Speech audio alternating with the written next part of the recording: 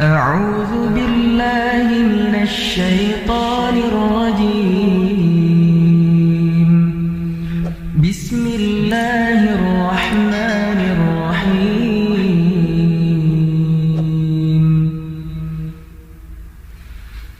الحمد لله الذي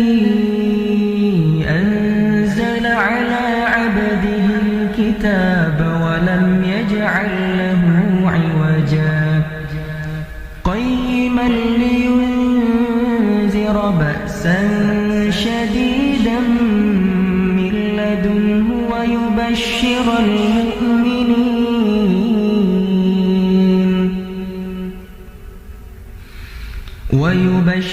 المؤمنين الذين يعملون الصالحات أن لهم أجرا حسنا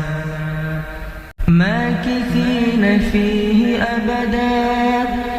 وينذر الذين قالوا اتخذ الله ولدا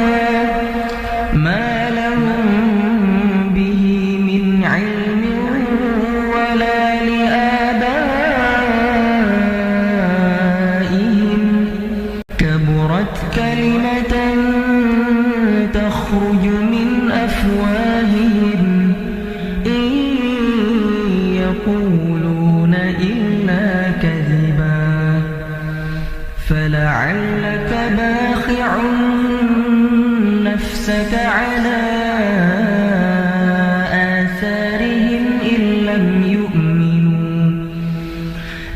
لم يؤمنوا بهذا الحديث أسفا إنا جعلنا ما على الأرض زينة لها لنبلوهم أيهم أحسن عملا وإنا لجاعلون ما عليها صعيدا جرزا أم حسبت أن أصحاب الكهف والرقيم كانوا من آياتنا عجبا إذ أوى الفتية إلى الكهف فقالوا ربنا آتنا من لدنك رحمة وهيئ لنا